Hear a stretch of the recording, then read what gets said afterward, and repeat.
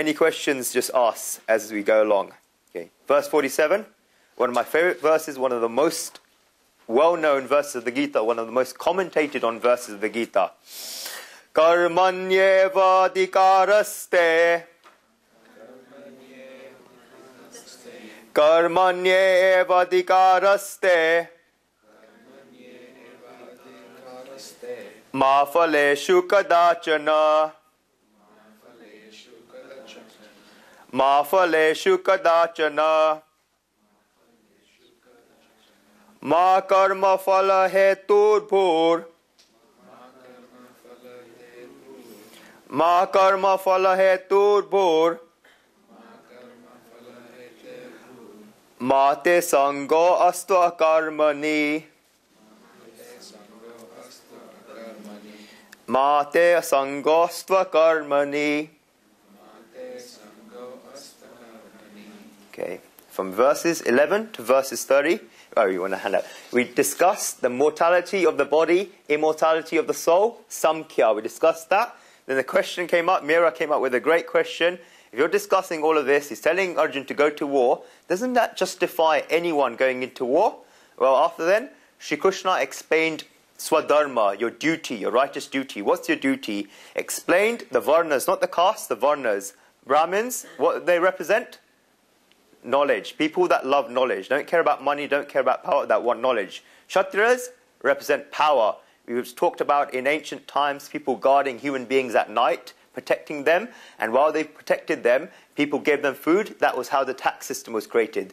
These became the Kshatriyas, the administrative ruling class. Then Vaishyas, Vishati iti Vaishya, means people who are attracted to not knowledge, not power, but money. The Armani, the Gucci wearers, these are the Vaishyas. And then Shudras, a person who gets sad on seeing someone else's difficulty. When human beings were walking around in a jungle in prehistoric times, these people saw someone barefoot, had a thorn in his foot, blood coming out, they invented shoes. People living without shelter, rain falling down, too hot, they invented houses. They cannot see other people's physical difficulties. Because of social evils over the last 500 years, this turned into people who we cannot look at. Hi, Niti. Yeah, so this is what happened. These are not levels, they're types of people. These four people are existent in this classroom, they're existent in a family, everywhere. There's four types of people. Arjun is a Kshatriya. For him, there's no greater duty than going to battle enjoyed by duty. After that, talked about pleasures and pain. In the Western world, the concept of sin is so deep-rooted. Adam and Eve in the Garden of Eden, he took a forbidden apple. All there was sin, sin, sin. Well, Shri Krishna said, clearly, you will not incur sin to Arjun. But it doesn't mean that he has the right to do whatever he wants. What was the prerequisite? Treating alike pleasure and pain, gain and loss, victory and defeat. A robber can never treat alike pleasure and pain because his pleasure is someone else's pain. You have to first do that, only then will you not incur sin. Shri Krishna said that clearly. In the last class, we discussed a single-minded resolve.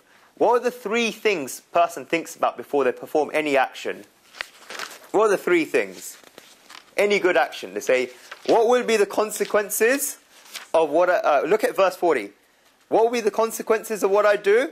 Will I get any obstacles? And will my efforts get lost? Well, Shri Krishna says, no, no effort is ever lost. No obstacle prevails. Even a little of this righteousness saves from great fear. What's the greatest fear? Death. It saves from the fear of death.